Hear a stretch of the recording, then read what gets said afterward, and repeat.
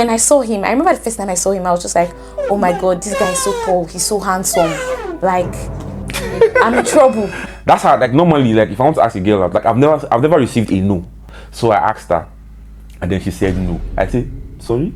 I sent a text to say, oh, it's over, like, I'm not doing again. We had conversation. She said, oh, she doesn't believe in sex before marriage. I said, what do you mean you don't believe in sex before marriage? Like, how are you going to know? You have to test. If you buy a car, you will test. You know those things.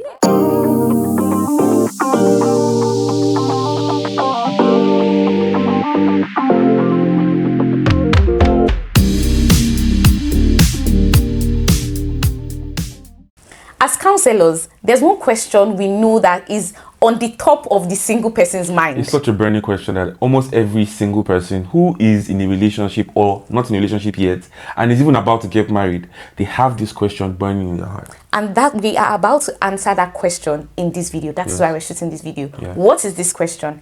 How will I know the person I'm supposed to get married to? How will I be sure? This is a lifelong commitment. How am I sure that this decision is something that is a good decision? Yeah. How do I choose when it comes to something as important as marriage? How do I choose this person who can alter the course of my life? Because make no mistake, the person you choose can alter the course of your life for the better or for the worse. And looking in hindsight, we have come to see how that decision was so delicate. Like, for instance, the reason why we even started this YouTube channel was to answer questions that we had when we were dating that we did not really see somebody answer that could speak to our specific context, especially as a Nigerian young couple. Yeah.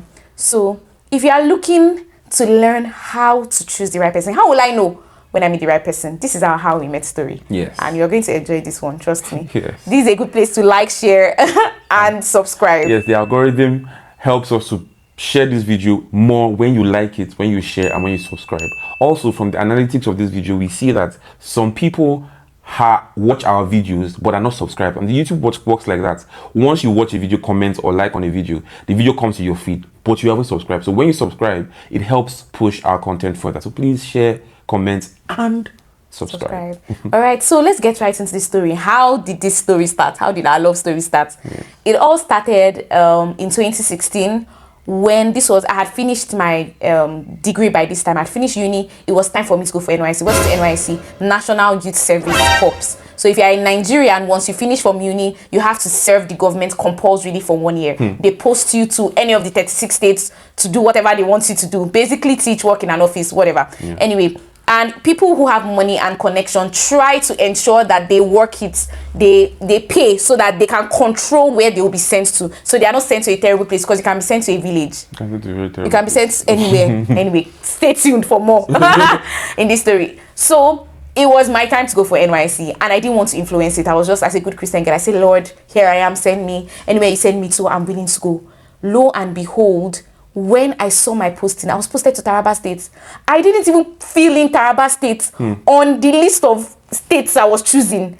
So when I saw Taraba State, I was so shocked. I was just like, I started crying. I said, God, why Taraba? Of all places, it's 12 hours away. I don't know anybody there.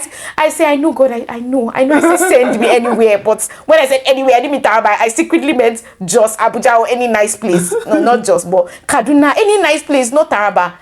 But my parents told me that, hey, you said God should send you anywhere, and He's sending you here. So just trust that He has a plan and purpose for you there. And other parents might have said, my child is never going to Taraba. I'm going to influence it. Not my parents. As Christian parents, they say you are in the will of God. God's hand is over you. If God is sending you there, He has a reason. For the fact that you never selected and you went there. Go. They didn't even comfort me and say, stop crying. Sorry, you are in the will of God. You can go. How about you? How did you get to Taraba? So for me, graduated school, worked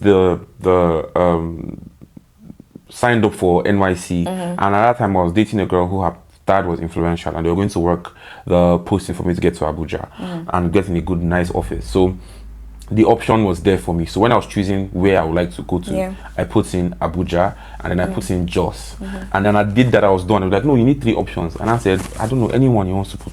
So I didn't even know the place he put. honestly. He said, anywhere you want to put. So he put it, and then after he printed it out and gave me my stuff, I went. You didn't even bother to check the total because you're just like, oh, I'm definitely going to Abuja or so I didn't even know. I didn't even get bothered.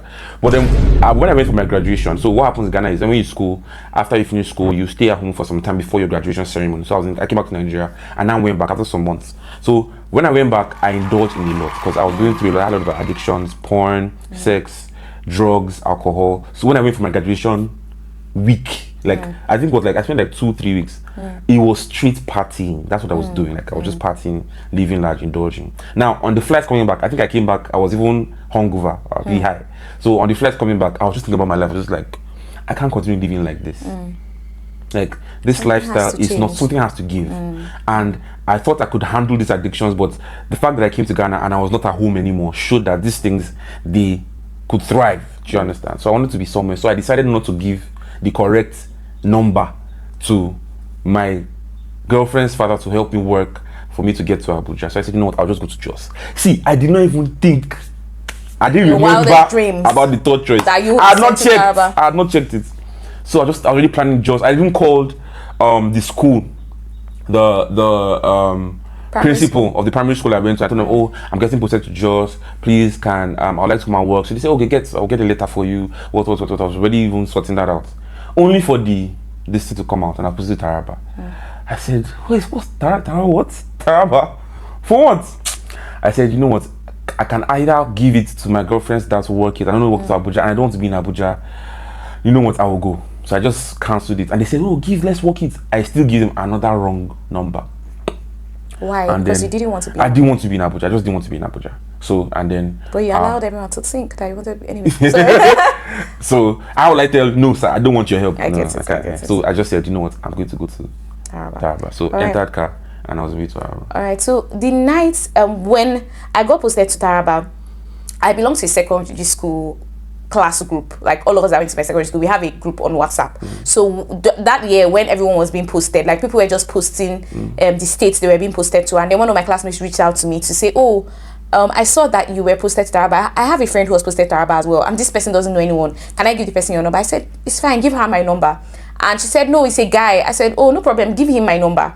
So I didn't even have this person's number. Yeah. I don't think I had. No, she didn't give it to I don't think she gave me your number. I think she just, oh God, I spelled it. Anyway, I don't think she gave me the person's number.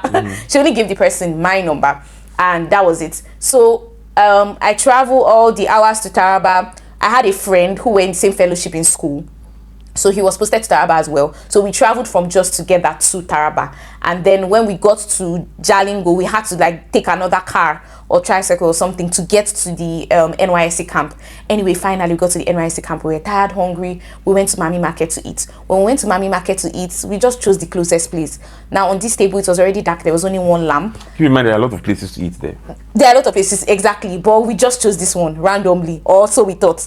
And there was a lamp on the table, which was shining, I think, on my friend's face, and we were eating. The food wasn't even nice, to be honest. I remember when my friend and I were eating, we were just like, why did we choose this table today? This rice is not even nice. But anyway, we are hungry, let's eat.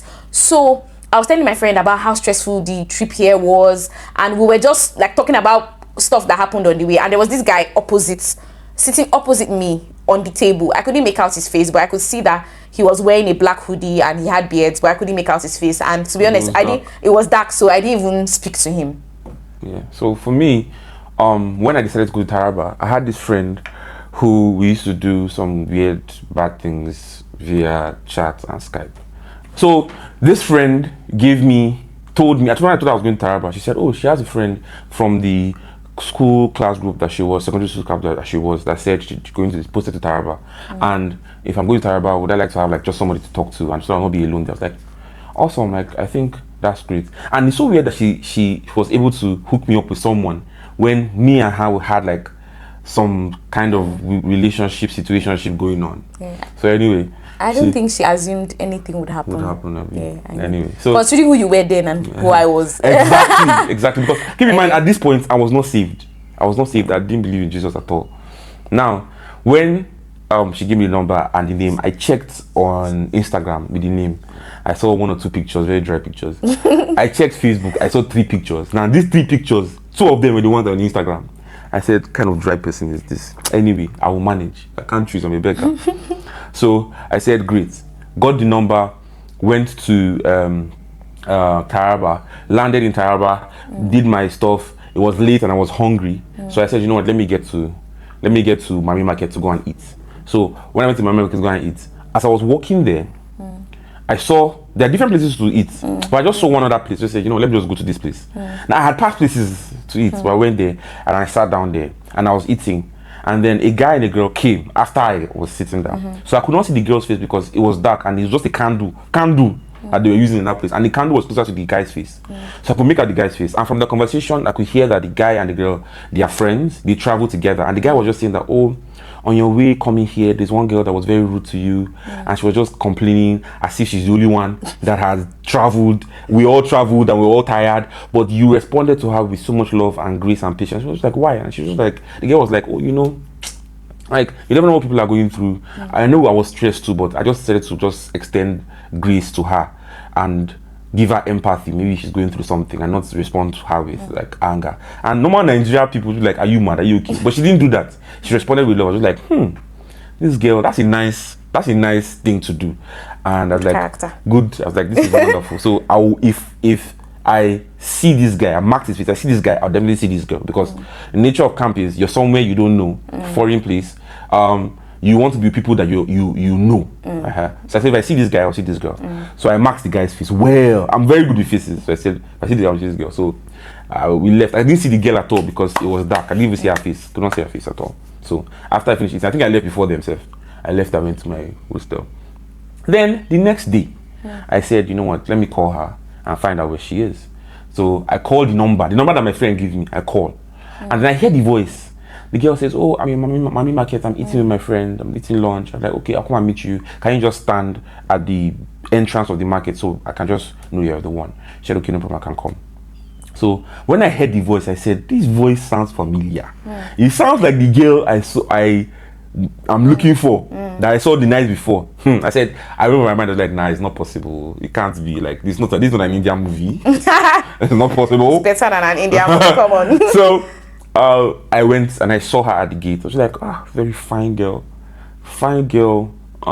Sounds intelligent. You know, there's some people that sound intelligent. Sounds intelligent. I said, okay, camp is going to be interesting. I have somebody to talk to. So I said, oh, where are you eating? She said, she's eating with her friend, let's go. I thought it was a female friend. So I followed her and we went there. And then lo and behold, the person I saw was the guy from the night before. I said, I met you before. She was like, no, are you sure? Like, yes. Last night, this is what happened. This is what she was like, oh, you are the guy with the beards. That's what she said. You're the guy with the beards. So like, yeah. So that's how we actually met. Yeah, and for me, when I received a phone call from him that day, you know, and he says coming to meet me in my market, I was like, oh, cool, let's meet. And when I saw him, I remember the first time I saw him, I was just like, oh my God, this guy is so tall, he's so handsome, like, I'm in trouble. That was my thought, because I was just like, this guy is my spec. God, this is going to be hard. Like, what's the reason why a random person gets my phone number in camp and it has to be a guy who is my spec? Can't it be someone I don't like? Can't it be someone that, if I start talking to this guy now, the chances that I will not like him, they are slim. So I was just like, this is uncomfortable. But anyway, let's see how it goes. So let's just be friends. So that's how our friendship started. Yeah. That day, after eating in Mami Market, I think from there we just started conversing. And funny enough, the next day, because I wasn't able to join parade because I don't got in my uniform. Long story. I don't got in my certificate from my university, which I needed to show as proof because I was a foreign student, and I was able to get it. And then I got. So when I went to parade ground, funny enough, she was in platoon 1. I was in platoon 2. And then we saw like how far, so that even first started. So we were just like side by side in lines during parade, and you spend a lot of your time on the parade ground. Yes, in NYSC. Parade ground. Even maybe you go for an event in the hall, you sit down by platoon. So we're always close to each other. Yeah. So most times, I would just sit down in his platoon because we always talk. Like, or on the line, I'll be in his platoon. When it's time, when it gets serious, I'll move back to my line and stuff like that. Anyway, I remember in camp there were some girls that liked me in his platoon, and they used to look at me weird, like, who is this girl that is coming to talk to our platoon boy? And then there were some guys that liked me in my platoon that when I was talking to him, they were also offended at him. Anyway, good luck to everyone. Good luck to everyone. I mean, how many years? 8 to 10 years now. Everybody should have recovered. Anybody has recovered. It is well with you. Anyway. So we started to build a friendship in camp. One thing we did was that we used to eat every evening, and this was Joshua's idea. So every evening he'll ask me, he likes fried yam. Sometimes from the first day I met my husband, like, you know, there's this funny game my husband and I play where we say, oh, what's one thing that will happen that you know is not me, is a clone. So one thing that will happen that I will know is my husband's clone. No, I was like, if he doesn't eat yam, if I bring him like hot fried yam and he's just like, oh, what's that? I'm not interested. It's not possible. So when I met him, like, he found this lady that sells fried yam and one nice sauce and egg. I had tasted all the fried yam in that market. He found the best fried yam. Yes. So he started eating a fried yam. He just told me, oh, I'm going to eat fried yam.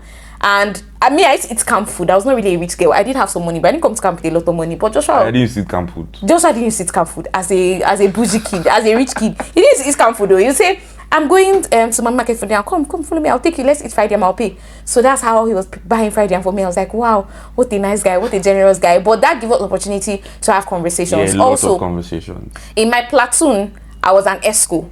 So like there were things I had to do for my platoon, and Joshua helped me. If I had to carry stuff, you follow me, you do all the heavy lifting. Like my platoon guys were not even there, like you carry things for me. So I was like, this guy is I can see that he's a kind person. I can see that he's helpful. I can see that he knows how to take care of a lady. Like if he's with me, he won't let me do difficult stuff. And then I remember we also used to have these gatherings where there were like platoon games, platoon drama. There was also like during meal time. So we took advantages of those times to talk.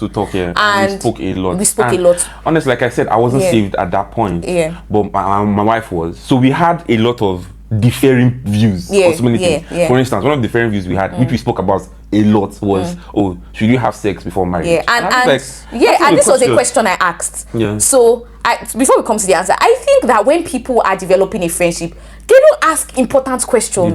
They don't. First of all, see, one of the most important things in my life is my faith.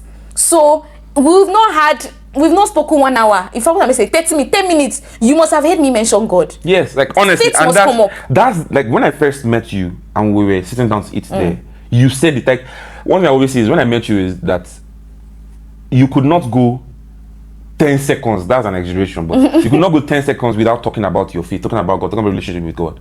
And it was so interesting to me because I had never seen someone be so passionate about their work with God, someone so young, like my age group, and be so on fire. I mean, you're away from your parents. Your parents are not here. Why are you talking about God as if you actually like this guy? And this is NYSC camp, guys. The wildest things happening in NYSC camp. You meet people of all wildest things. I was so shocked, and it was so interesting to me. So we had conversations. She said, oh, she doesn't believe in sex before marriage. I said, what do you mean you don't believe in sex before marriage? Like, how are you going to know? You have to test. Yeah. If you buy a car, you will you know those things. Like I could not believe. It was so ridiculous to me because obviously I had grown up in a Christian circle and environment, and even when I was in uni, like I was like my fellowship vice president, so I was very involved in church. I was very, very involved in church in uni. So I never really gotten to interact with a man like him. I never had such friends. Yeah. So everybody that was my friend, it was a no-brainer that you should not have sex before marriage. Meanwhile, everybody was my friend. It was when I was talking to him, I was like, you should not have sex before marriage. Like, why? You don't need to. And he was like, why would you have sex before marriage? You need to, like, it's important. You need to test it. Why do this yourself? So anyway, so we agreed to disagree on so many things. But what was happening was, because I had a lot of addictions, and for instance, I had like porn addiction, cocaine addiction, weed addiction. Where will I find weed in camp?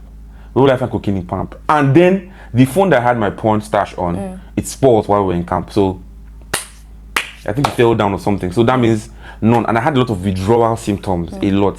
So whenever I sat down with her to talk and she spoke about God, I didn't have those symptoms. So one thing that drew me to always want to be around her, apart from the fact that she's a fine girl and I want to talk to her, was also the fact that whenever I was with her, I didn't have those withdrawal symptoms that I was dealing with when I was not with her. So I always sought her out and we'll have these conversations. And I was not afraid to express my views. I was not afraid to ask questions because, this guy is not a believer, and maybe because I find him attractive and he can spoil any. I was not even, first of all, as I just started talking to him and I knew that he was not a believer, I just exed him. I was just like, nope. And funny enough, I just removed him off my perimeter. I had spoken to some church girls prior to this, and I noticed that when they like me, they don't really talk about their values as much.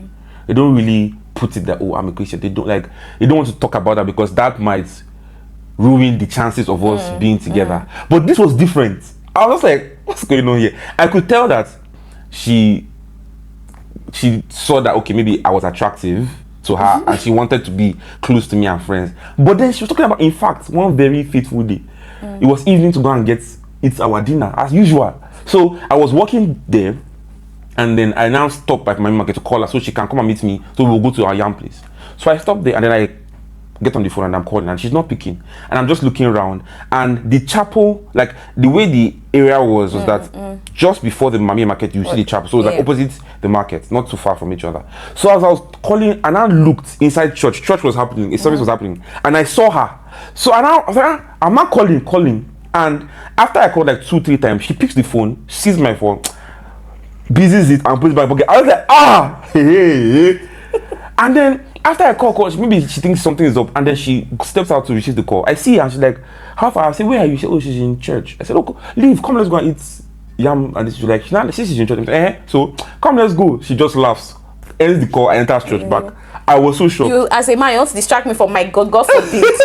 Let me not meet any man that will take me away from Jesus. I was so shocked. Anyway, we developed a friendship, and we developed such a good friendship that we felt like, oh, we're hoping to be posted to the same place. Well, how she was going to post it to the same place was to the capital of Taraba, which is Jalingo. She was an exco, and if you're an exco, you have a leg up. Yeah. You already have a leg up, and she was already working on that. Me, I found somebody within camp as a bad guy that was going to pay, that was going to get me to Jalingo. So I paid. She had done her own part. So we're only when we get to Jalingo. We're like, we'll see in Jalingo. We'll continue our friendship in Jalingo. Blah blah blah. Then we went to get our posting later. I was posted to one village. I can't remember the name of the village now. I was posted to another, like it was she was posted to opposite ends. Yes. North Pole, South Pole. Where we were posted to was 6 hours apart. Within Taraba is such a big place. Yes, you can travel for 8 hours within Taraba State. It was 6 hours apart. And when we got our posting, the girls that liked me in my camp, in my platoon, they were mocking us. The guys that liked her, they were mocking us. Like, all this camp love. We're not in a relationship with them, but we used to hang out with us. All this camp love. If they end for camp, you're not laughing at us. I remember one girl particularly. You marked her face. I marked her face. She was just laughing and just making. I remember there was a soldier that didn't like Joshua because I think the soldier likes me. Anyway, I schooled in military school, so I'm not afraid of soldiers. So I was giving in. You tell me one punish me, I will tell him no, I'm not doing it. So anyway. So we shall get posted to separate places. Yeah. So, and we lost touch because his phone spoils in camp. Yes. So we lost touch for a while. Yeah. And after I went to my new PPA, I signed up and all that. I then went to, my parents were in Warri at the time for a family function. So I went to Warri to meet my parents, and on the way back from Warri, we're going to stop in Abuja. Yeah. So when I realized we're going to stop in Abuja, I decided to give Joshua a call to say, oh, I'll be stopping in Abuja. Yeah. And I was even like, does this guy still remember? We are not spoken for like 2 or 3 weeks. Yeah, so I called him, and he was like, oh, that he has not been able to reach me or something. I didn't have your number. Yeah, he didn't have mine. Yes, but I had his. So I called him. He was like, oh, he has not been able to reach me. He's happy to hear from me. I said, I'll be in Abuja for a moment with my family and all that. So he said he was going to come and see me. He even asked me, oh, what should I buy for you? I said, buy me Cold Stone ice cream.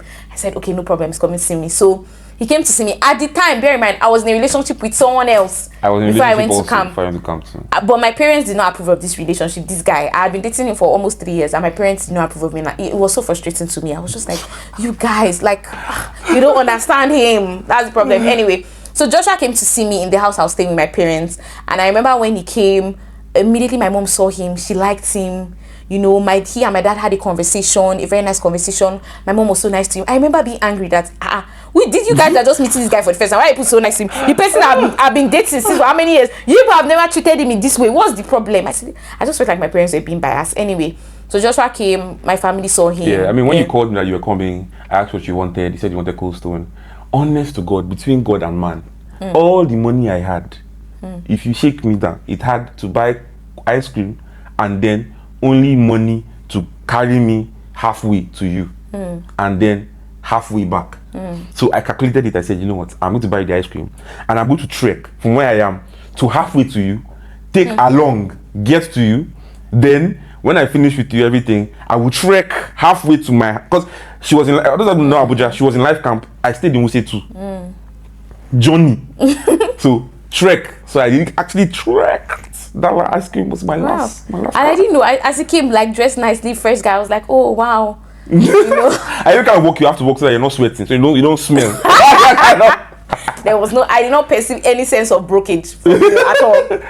I was even perceiving, this guy, he's a good guy, he can take care of me. He bought me cold stone ice cream. Anyway, after that, based on our conversation in camp, actually, I had told him I was going to send him some Christian books. Yeah, so because of some views he had. Yeah, so when we were talking, when I came to Abuja, she came to Abuja, she was reiterating that fact. That I said I'll send you some books. So when I got back home, I did send him some books, I think in January, and he started reading those books, and I think that was part of what kickstarted his relationship with God. Yeah. So from those books, I saw that this is why she thought this way, and the things that were written in those books were strongly founded on the Word of God. So I said, this is a very interesting life. And meeting her in camp, looking at her life, looking at my life, her life was straight, mine was outside, anyhow.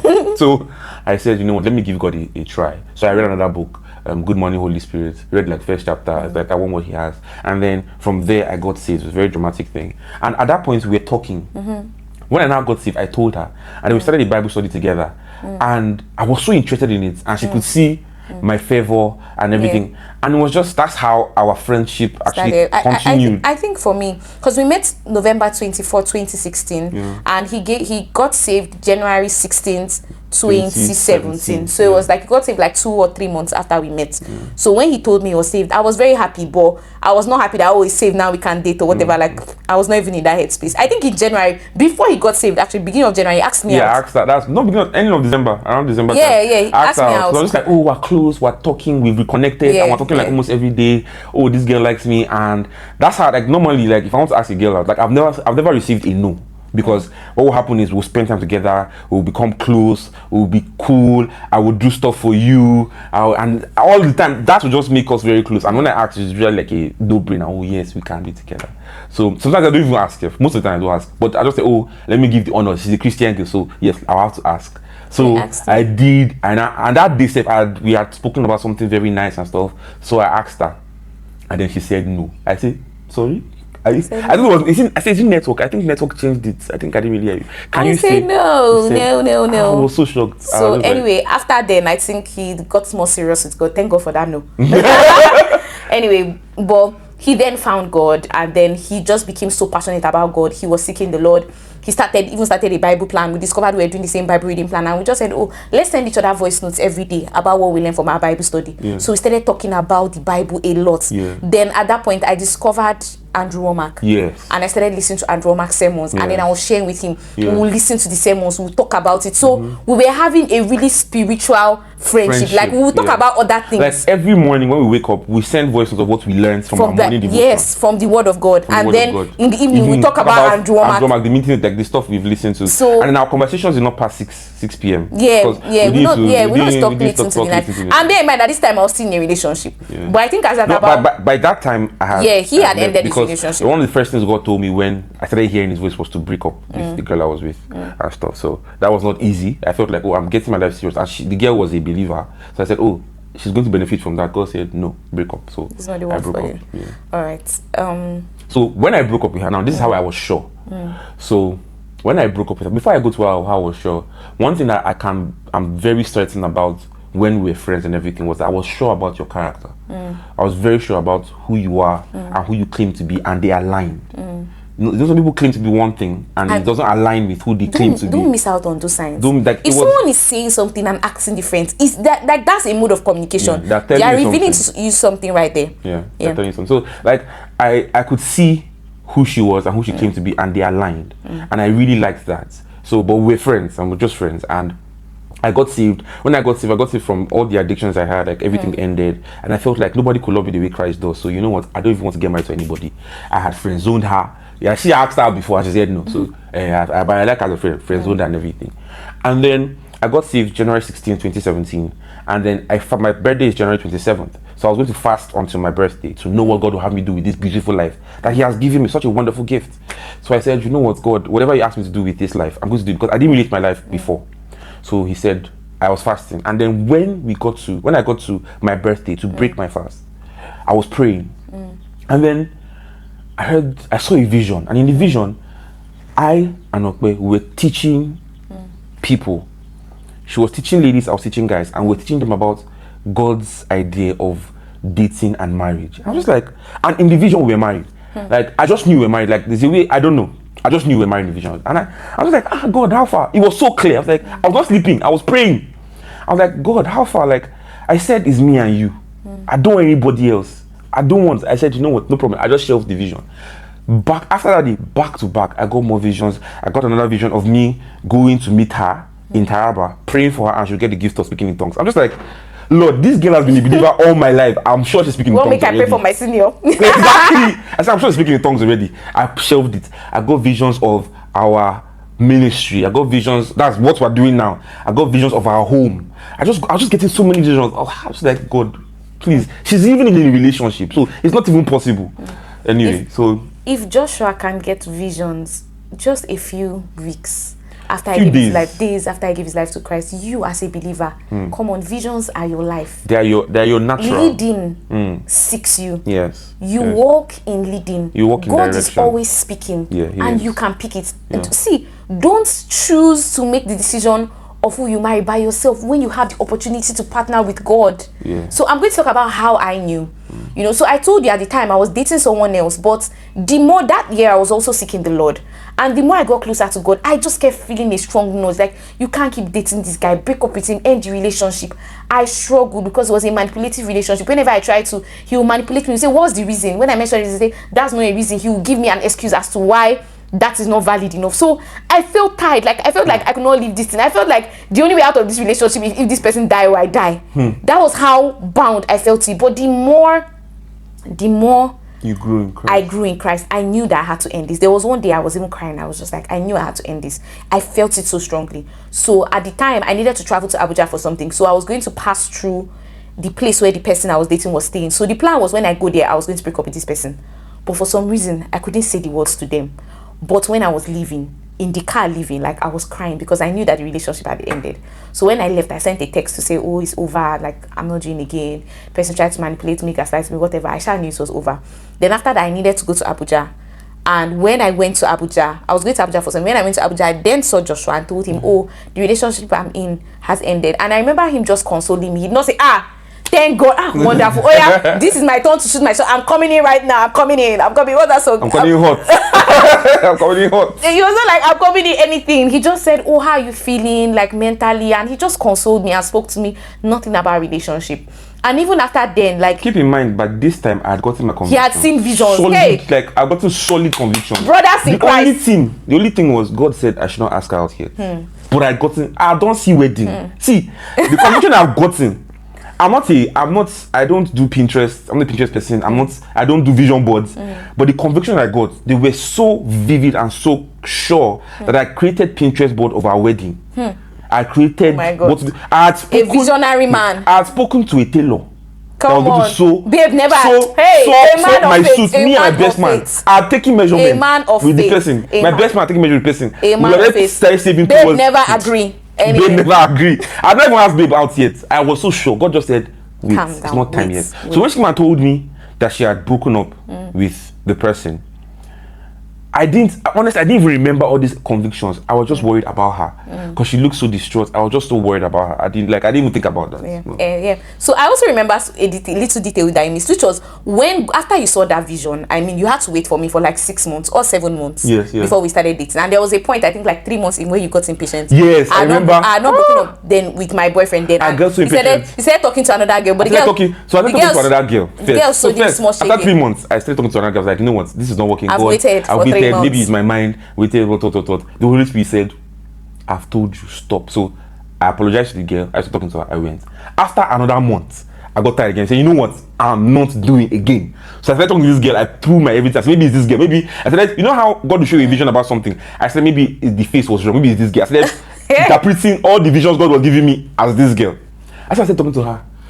Then, not too long, maybe 3rd day after we started talking, she said, you know what? Your Christianity is too loud. You need to reduce it. This was a Christian, quote and unquote. He said my Christianity is too loud. It makes her feel uncomfortable. He needs to tone it down. When she said, the way she didn't tell me anything, I said, you know what?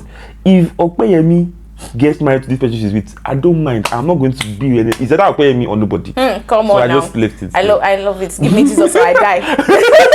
Anyway, so for me, after I ended that relationship, I was not going to rush into a relationship with Joshua. I mean, I liked him. We had a friendship, and he had dropped some hints. I remember one day on Sunday, I sent him a picture, and he commented, "I'm going to marry you." I said, he said, I tried to. He said, "I'm keep going it to myself." But if you see that picture, he said, "I'm going to marry." I said, "From where to where?" I remember the picture. I think I still have it. If I still have it, we'll show it. Anyway, he said, meanwhile, when you see the picture, you understand that he was just seen by the spirit. But there was nothing so awesome about the picture. I was like, "Oh, I'm going to marry you." Anyway, so I was just like, he said, "Oh, sorry. Anyway, so I knew he had expressed his intentions small. So that's why I'm saying, Christian brothers, have some... Have some Leponzi. Have some Leponzi X and Y. Do you have some steez? Anyway, so I had told him that I need to pray. Like, I was not going to rush from a breakup into a relationship because this person was my friend. I think after you had broken up with the person, after some time, and we now started talking about it, and you said, I told you, "Oh, listen, I'm not going to play around the bush."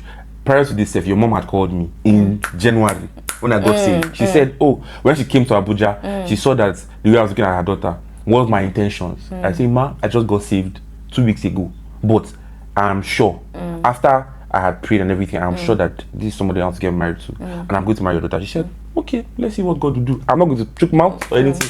Let's see what God." That's what her mother said. I just remember that my mom used to ask me about Joshua a lot. She would say, "Oh, are you talking to Joshua? How is Joshua?" She would say, "Oh, give me Joshua's number now. We met in December. Let me even talk to him." I was like, "Mommy, what's all this Joshua, whatever, it's fine. Take." So I said, "Mommy, take his number and call him since you want to speak to him." And I remember, after then, she would always randomly ask me about Joshua. "Oh, are you talking to Joshua?" and all that. I was just like, "Oh, it's fine." Anyway, so now, I knew that I needed to seek the Lord to be 100% sure if I was supposed to be with Joshua, because before I trusted my own knowledge, my own leading, my own insights. I thought I knew how to hear God, and I ended up in a very bad relationship for 3 years. I had given 3 years of my life to this person. I was not about to waste time anymore. So I said to myself, I must be 100% sure that this is the person God wants me to marry before I date him. I don't care if he's fine. I don't care if he's kind. I don't care if he loves God. I must be sure that he's God's plan for me. Proverbs 3, 5, and 6. Trust in the Lord all your heart. See, not in your own understanding. And he will direct. That's another thing that is preventing people from experiencing God's leading. You are not in a place of total surrender to God. Trust in God. You are going to pray to God, but you only want to hear yes. Yeah. Or you are going to God, you only want to hear no. You are not ready. A place of total surrender is, God, I like this person. I think they are good. I love them, but I'm willing to give it up. Lean not on your own understanding. I'm willing to give it up. If you say no, I let it go. Like, I will not trust my understanding. I will not trust my sight. I'm willing to let it go because I trust that your plans for me are better than my plans. Far better. When you have come to this point, you are in a point where you are ready for God to lead you. Yes. So you also have to be willing. A lot of time when it comes to leading, we place the responsibility on God. God is not speaking to me. God is always speaking. He's always speaking. You have to be willing to receive it. Like I always say that there are always radio waves. Like in this room now, there are radio waves, but we can't pick it. We can't see it with our eyes. One that, because Gen Z might not know radio. Radio. Sorry. There are DSTV signals being sent. Do you understand? And Gen Z not going to know DSTV. Now only Netflix. Anyway, ride on DSTV. Let's see DSTV. There are DSTV signals. Yeah. The only way someone can capture those signals is by having a decoder and a dish and tuning it. The fact that there was no decoder or dish doesn't mean that those signals were not passing. It's just that you have not tuned your device to pick it. So God is always speaking.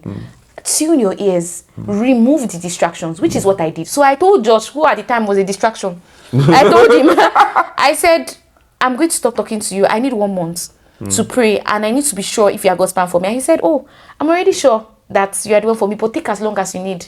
I'll wait however long it takes because I'm already sure. And I was like, nice. I like your conviction. Awesome. But me, I'm going to pray. So I took time to pray for 2 weeks. I was praying. I was fasting. I was listening to sermons. At the end of those 2 weeks, I still felt like because that time I was still growing in how the Lord spoke to me, So I was expecting something dramatic, an audible voice, a dream, an angel, something dramatic. I didn't get any of that. But I know I felt a strong note to continue talking to him. So I was just like, even though I've not done anything dramatic, I'll just continue talking to him because it's already been 2 weeks. And maybe God will still confirm it to me in other ways. So I still wasn't 100% sure. I was not satisfied with that. Anyway, so I was talking to Josh, and then I was just sharing with him how, I've been reading books about speaking in tongues, and I'm just really looking forward to receiving the gift of speaking in tongues. Now, bear in mind, I'd gotten a vision that, I'll go lay hands on her, and we're praying together. I'll lay hands on her head, and she'll get the gift of tongues. And this is my senior in the faith, quote unquote. How do I go and tell her that you're not speaking in tongues? So I was using angle to ask. I say, what do you think about speaking in tongues and everything? Okay, I'll say, I'm speaking in tongues, and this happened and that happened. And after some time, she'll say, I'm reading books on speaking in tongues. I still thought that, she speaks in tongues. She's just reading books on how to get better at it or something. And she said, but I don't speak in tongues. And I said, that corresponds with the vision I got. Yeah, so he said he was going to come and visit me for my birthday. And at the time, I had a Bible club, which I started for children in Taraba. And so when he was coming, he came with like biscuits, nice things like for the children. I remember that time I really liked mini me chin chin, and I used to buy these small packs of mini me chin chin. And when he was coming, he bought like one big jar of mini me chin chin. I was just like, wow, I was blown away. This is a word to brothers, Christian brothers. See, I'm not saying that you should buy this girl an iPhone. That's what I'm saying. If you can't, but that might be love bombing. That might be too much. If you can't, great. I'm saying that you need to financially invest in a relationship. It mustn't be anything big. I just saw her when we used to talk on video call. I saw that while we're talking, she'll be eating mini chin chin, and she would ask, what are you eating? Say, mini. It's very nice chin chin. I put it away in my mind. I saw her go for her Bible club, and I saw sometimes she would share sweets with the Bible club children. I put it in my mind. So when I was going to see her, I say, I know she will appreciate this. I bought biscuits, but small. Like I didn't have enough. I didn't have a lot of money. I mean, but the small NYSC money I had, allowance. and then one small social media job that I was doing, I was earning, I think 10k or 15k, 20k. 20k, yeah, 20k. So I just, with the small money I had, I just bought all this, and I bought it over time. I didn't buy it at once. Honestly, you know I bought it over time. I didn't know that. I used like 2 months to buy everything. So I knew I was coming in August, so I just bought, and I took it. And it meant a lot, like knowing that, okay, I saw this, she didn't ask for it, and I bought things, and not just random things that I knew she would like. Yeah. So, I mean, it's very important, like he said, to invest in someone you love. If you love someone, it will show in the way you spend on them. We're not saying spend everything you have, but intentionality is very important.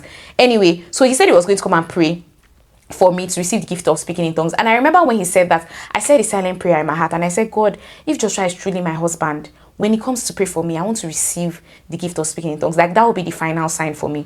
So fast forward to August, he came to see me. And I remember when he came to see me, we went to climb a mountain. He said, we'll go hiking. So we went hiking, we climbed the mountain. At that time, he was doing photography. Okay, God, I don't. No, your door's I don't want to. It's like, anyway, we'll post the pictures. So we took pictures on the mountain. Yeah, after the hiking and taking pictures, we then prayed together. We held hands and we prayed together. And while we were praying, I received the gift of speaking in tongues, and we spoke in tongues and prayed for a while. And I remember after we finished praying, I just said yes to him. I was like yes to dating you, yes to being married, because he had already told me that if you say yes to me, you are saying yes to marry me. And I put the caveat, you're saying yes to getting married next year. Yeah. I said, that's why I told her, take as much time as you want. Because if you say yes, you come back and say, no, we're getting married next year. And this is another thing for ladies. Please, any guy that's in a relationship with you, from the first week, I'm not exaggerating. In fact, I'm giving grace here.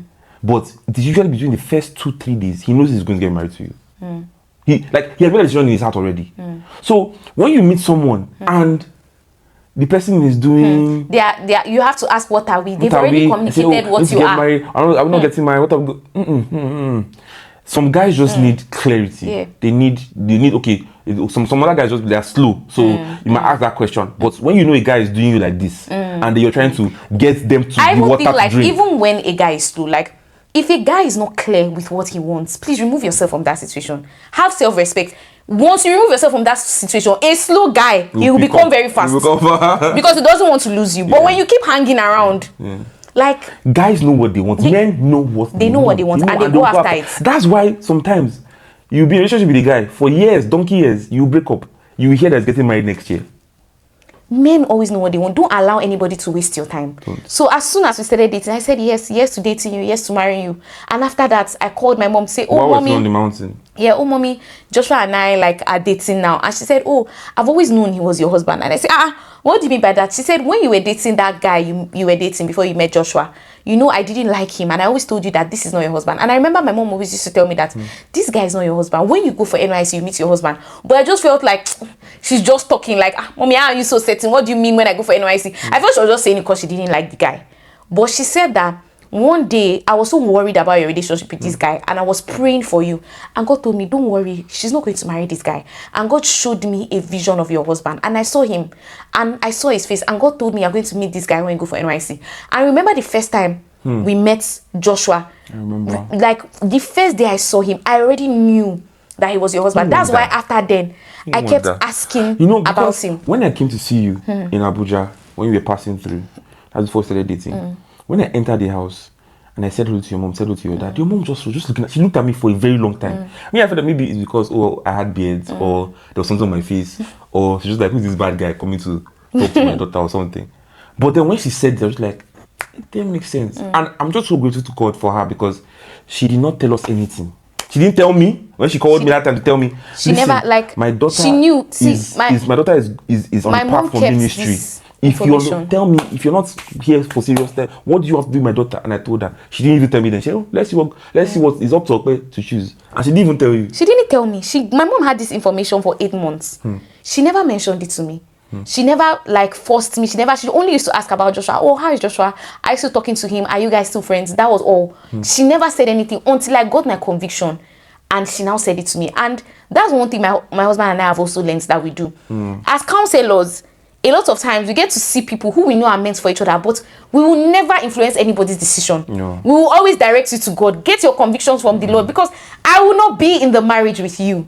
You will be there alone with your husband. Even if we are sure, we've seen vision that, these people. No pastor, no prophet will be in the relationship with you. None. Only your husband and God. So make sure that you receive leading from God. You get conviction, and God will not choose for you. Yeah. God has given man free will. So God is not going to override you. If God will not override your free will for salvation, yes, which is the most important thing. He will not override your free will for marriage. No. So if somebody is telling you this is your husband, you don't feel attracted to them, you can see that they have character flaws, you don't like them, but because someone said they are your husband, you want to ignore all these things and just marry them. That's equally not God's leading. Again, like, God doesn't lead that way. God will not override your free will. I'm so happy that I had my conviction, because there's a story we have, which I'm going to put in the description, talking about a prophet that told me that the person I'm going to get married to, he first said, do you know me? Do I know you before? You're going to get married, and the person you're going to get married to is, they've sent the person from your village. And the person is going to destroy you. In fact, you will never amount to anything if you marry to this person. The person is going to ruin you and what. If I did not have convictions, that would have deterred. It would have confused me. It would have deterred me, or in the least, it would have confused me. It would have made me feel I'm unsure. Even if I say, you know what, no, I'm going to get married to the person. Now, if we get married, there was a year, I think after 2 years or 3 years of marriage. No, I think it was our second year. Second year of marriage. Yeah, second year of marriage, where God was leading my husband to make a career transition, and it was. Excuse me, he was out of job for a year because he was trying to up his skill and make a career transition. Now, if he had not received this conviction from God in that year, I would have been maybe the devil would have reminded him of that prophecy to say, oh, see, now your life is going down. She's not the one for you. I would have looked for an excuse to get the divorce because I want my life to be better, or I'll just run or something like. But because I had my convictions, I didn't even. It's very important. It's so important to have a conviction. Because there will be tough times in marriage. Yeah. There will be tough decisions. I remember when we were going to get married, my uncle was telling me that, are you sure you're ready to get married? Are you sure this is the time to get married? Like, how much is Joshua earning? How much are you earning? You want to live in Abuja? You suffer. Even though I saw the validity of his thought process, I knew what God had told me. And I told him, I'm sure that this is what God will have me do. So let God lead you also to the timing. Yes. Not that, we knew we were supposed to marry each other, and we knew when. Yes, I knew it was supposed to be next year. Everything was important, including the timing. And we worked with God. We did a budget wedding, which we have a video on. I think you should watch that video. It will really help you. And our convictions were so important. Do you know something? Go ahead before I. God wants you to have a good marriage more than you want to have a good marriage. Honest to God, He wants you to marry well more than you want to marry well. Because the choice of your spouse can alter God's plan and purpose for your life. Yes. And God wants to use you. God wants to use your marriage. So why do you think that God will not speak to you when it comes to a marriage? When it comes to the choice of a life partner? It doesn't have to be as supernatural as ours was. Yeah, sometimes it's just a strong nudge and leading in the moments where you say, you know what, I used to make a decision. I used to pray about this and get my conviction. I was not talking. Within those, we usually advise people to take at least 2 weeks. Within those 2 weeks, the conviction to be with this person can just get stronger. That's the leading. Like when you're having a time of heightened spiritual activity, the decisions or the desires that are of God, they rise to the top, and the ones of the flesh go down because you're killing the flesh. But when the flesh go down, the ones of the God rise to the top. So you can feel God's leading during that area. It is God who works in you, both to will and to do of His good pleasure. As long as you are seeking the Lord. See, this is a call to growth. If you are a believer and you are not actively seeking the Lord, seek Him. He's a rewarder of those who diligently seek Him. The first time you should be trying to hear from God should not be when you are trying to get married. You should already be experiencing God's leading in the little areas of your life. When it now comes to marriage, you already know how God speaks to you. If you are in a place where you are confused, remove all distractions. Get off social media, no movies. Just take time, fast, pray. Stop talking to the person, yes. So that you're not distracted by emotions. Fast, pray, listen to sermons. I promise you, you will get a conviction. You will know whether it's a yes or no. Funny enough, the vision I got when I was praying for what God would have me do in my life before we started dating, and I got that I was teaching guys, you're teaching girls, we're in the same building and we're married. It happened the year that I was out of the job where God told us to start talking to girls and talking to guys. So what used to happen is the same sports that we used to use, I used to use it last Saturday of the month. My wife is the first Saturday of the month to talk to girls. Me, I'll talk to guys. We'll get together. Then one day, we wanted to travel for vacation. So the vacation was going to happen after the last Saturday of the month. So she didn't want to miss her meeting first Saturday of the month. So what we did is we held the meetings together. Do you know what? While we were holding those meetings in the same vicinity, just different places, I was talking to guys about relationships and stuff. She was talking to the ladies about stuff like that. While we were holding it, God just reminded me clearly. As I was talking to the guys, God just reminded me. And it was like a lightning bolt. And I just said, wow, this is what I saw. And after the teaching, and I told her, see what happened though. And I was grateful to God. This was like, I think, 3 years. After. 3 or 4 years actually. 4 years after I got in the vision. See, God, like I said, God has a plan. He has a plan and purpose for every one of us. For your marriage. See what God is using our marriage to do. Like the people God is reaching through our marriage. Also, just the benefits of being married to each other. And being like... how much we enjoy. You know, people say the honeymoon phase finishes like in the first month. Like this is 7 years now. And it hasn't ended though. We are still like honeymooning every day, and it's such a blessing. It's such a blessing, and even the versions of ourselves that we are now, our marriage was part of that. God has used us to make each other better, and God has used us to make each other more usable. Yes. Because of our marriage, God has been able to do more through us individually and through more through us collectively. There's a lot that can be affected by the choice of a life partner. Though I know somebody might feel like, it's so deep. Why is it so deep? I should fast and pray for 2 weeks because of marriage. See, the choice in the order of priority, first and foremost is your salvation, because that's eternal damnation. Second, following closely is marriage, because it can make or mar. Like the choice of who you marry can alter the course of your life. It can change who you are and your trajectory forever. You can't joke with it. You can't. This is a very important thing. If you have to take time out, take time out.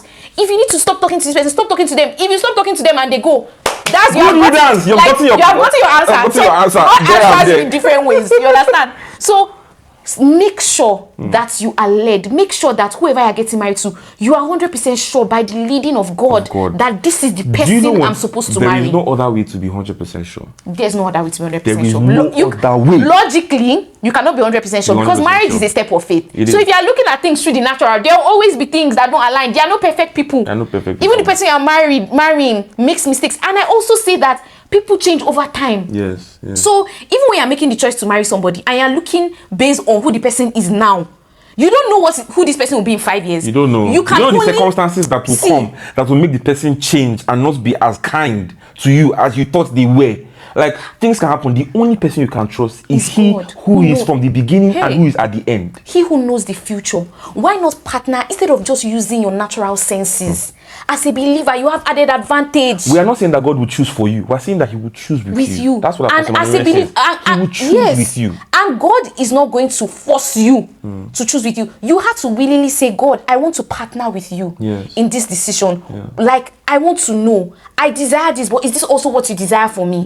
That's how to work with God. God will not force you. So if you don't willingly come to God, God is not going to impose His will on you. And I think most times believers expect that God will impose His will.